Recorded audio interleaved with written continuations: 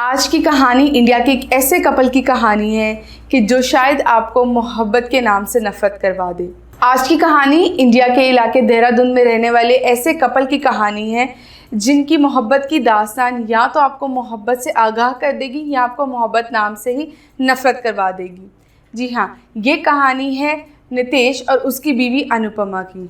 नितेश और अनुपमा अपने कॉलेज के ज़माने से ही एक दूसरे से मोहब्बत करते थे और नितेश ने ही अनुपमा को शादी के लिए प्रपोज़ किया था।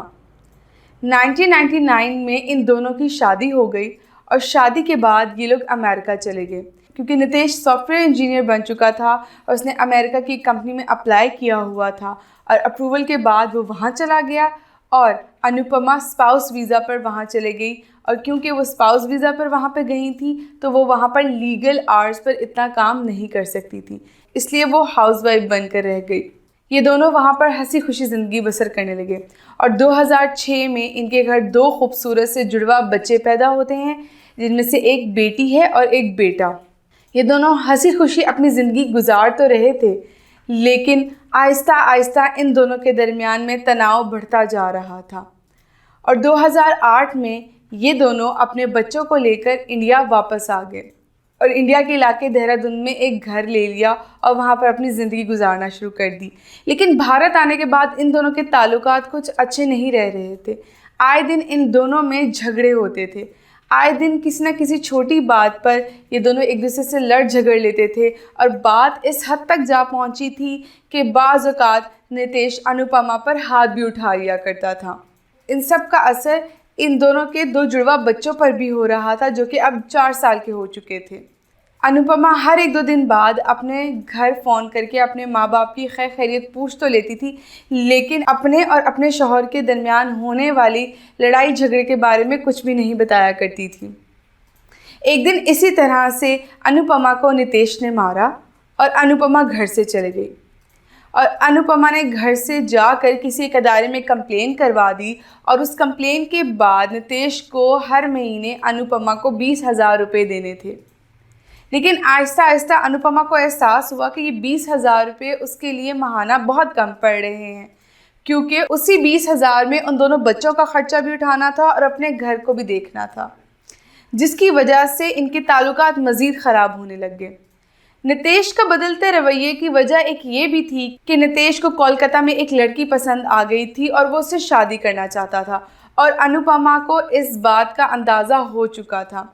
अनुपमा को नितेश के इस अफेयर का पता चल चुका था, जिसकी वजह से इन दोनों में रोज़ ही गहमा गहमी रहती थी। एक दिन इसी तरह नितेश और अनुपमा में बहस हो गई और नितेश ने अनुपमा के मुंह पर थप्पड़ मार दिया और अनुपमा को धक्का दे दिया, जितने में अनुपमा गिर जाती है और पास पड़े टेबल से टकराती है।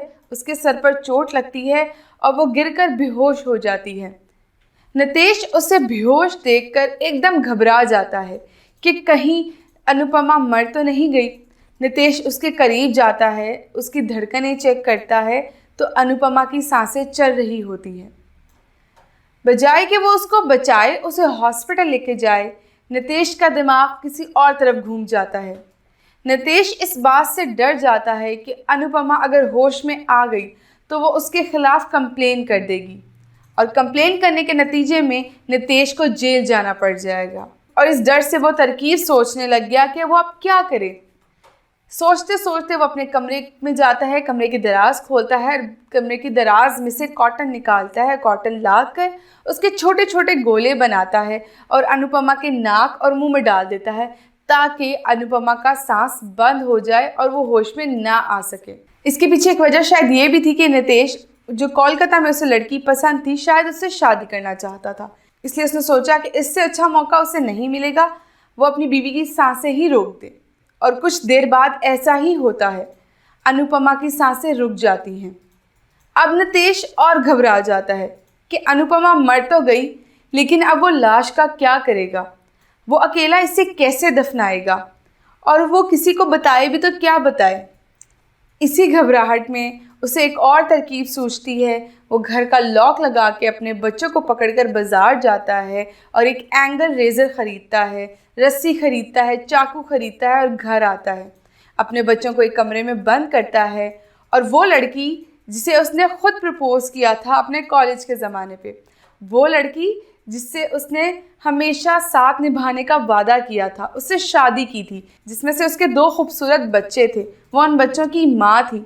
उसने अपनी उसी बीवी को, अपने बच्चों की माँ को उस रेज़े के साथ उसके 72 टुकड़े कर दिए और ये करते हुए उसके हाथ ज़रा भी नहीं कांपे। उसके बाद उसे ये परेशानी सूझ गई कि अब वो इन टुकड़ों को कहाँ ठिकाने लगाएगा। उसके लिए उसने एक नया डीप फ्रीज़र ख़रीदा। उसने उन टुकड़ों को पॉलीथीन बैग में पैक करना शुरू किया और उस डीप फ्रीज़र में रखना शुरू कर दिया ताकि वो डिकम्पोज़ हो जाएं और उनकी स्मेल भी ना आए। और उस डीप फ्रीज़र को उसने लॉक लगा कर रख दिया। बच्चे अपनी माँ को ढूंढते रहे, तड़पते रहे, रोते रहे, बिलखते रहे अपनी माँ के लिए, क्योंकि वो सिर्फ 4 साल के बच्चे थे। अब इसी तरह से एक हफ्ता गुजर जाता है और अनुपमा के माँ बाप को भी वहाँ परेशानी होने लगती है कि अनुपमा ने उनसे कोई राब्ता ही नहीं किया। अनुपमा की माँ नितेश को फ़ोन करके अनुपमा का पूछती है और नितेश बड़े कॉन्फिडेंस से कहता है कि मुझे ख़ुद नहीं मालूम कि अनुपमा कहाँ गई है, हमारे दरमियान में कुछ लड़ाई झगड़ा हुआ था और वो घर छोड़कर चले गई। आप परेशान मत हो, वो जैसे ही आएगी मैं आपकी बात करवा दूँगा। इस पर अनुपमा की माँ थोड़ी तसल्ली में आती है और उसके बाप से कहती है कि कोई बात नहीं, मियाँ बीवी में लड़ाई झगड़े तो हो ही जाते हैं, जिस पर वो थोड़ी सी तसल्ली रख लेते हैं। इसी तरह से 15-20 दिन का वक्त गुजर जाता है और अनुपमा का कुछ अता पता नहीं होता।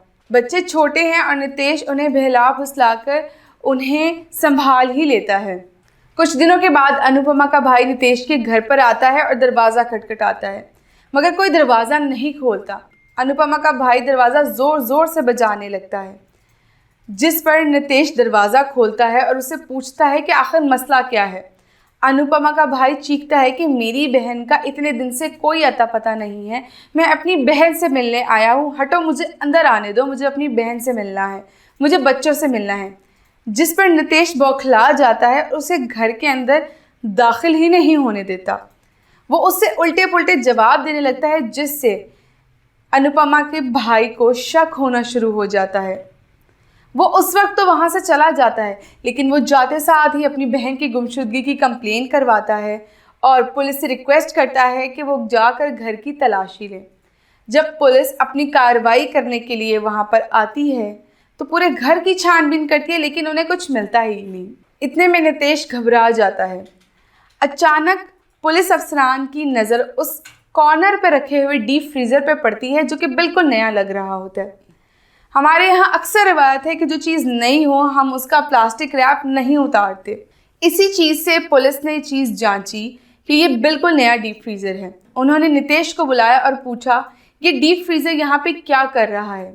उनके पूछने पे नितेश ने बताया कि ये नया डीप फ्रीज़र है, इसे मैंने ही यहाँ पे रखा हुआ है। जिस पर पुलिस अफसरान ने पूछा, ये तुमने कब ख़रीदा था? और उसने कहा, 1-2 माह पहले। याद है कि अब अनुपमा को गायब हुए भी 2 माह हो चुके हैं, जिससे पुलिस को शक होता है। पुलिस उस डीप फ्रीज़र के पास जाती है और उसे खोलने की कोशिश करती है, लेकिन वो डीप फ्रीज़र नहीं खुलता। पुलिस नितेश से चाबी लाने को कहती है। नितेश चाबी लेकर आता है। पुलिस वो डीप फ्रीज़र खोलती है और देखती है कि उस डीप फ्रीज़र में 7-8 बड़े बड़े थैले पड़े हुए हैं और उनका वज़न नॉर्मल किसी सामान को जिसको हम फ्रिज में रखते हैं उससे ज़्यादा है।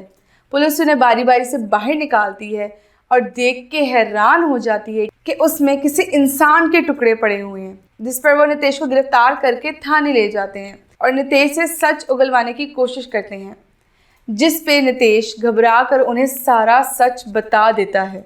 नितेश पुलिस को बताता है कि उसके और उसकी बीवी के ताल्लुकात अच्छे नहीं रह रहे थे और नितेश ने कोलकाता में एक लड़की से शादी भी कर ली हुई थी, जिसके बारे में अनुपमा को अच्छे से अंदाज़ा था और इनकी रोज़ किसी न किसी बात पे बहस और गर्मा गर्मी हो जाती थी, जिससे वो अनुपमा पे हाथ भी उठा लेता था। और वो फिर पुलिस को बताता है कि किस तरह लड़ाई झगड़े के दौरान ही उसने अनुपमा को थप्पड़ मारा और वो गिर गई और उसके बाद बेहोश हो गई और किस बेदर्दी के साथ उसने उसका दम घोट के उसके टुकड़े टुकड़े कर दिए। इसके बाद ये केस अदालत तक लेके जाया गया। सेशन कोर्ट ने इसे 10 लाख का जुर्माना डाला, इसे उम्र कैद की सज़ा सुना दी। लेकिन इसके बाद पूरे इंडिया में एक सनसनी मच गई। लोग एक दूसरे पे एतबार करने से डरने लगे, मियाँ बीवी एक दूसरे से डरने लगे और मोहब्बत करने वाले मोहब्बत के नाम से भी डरने लगे।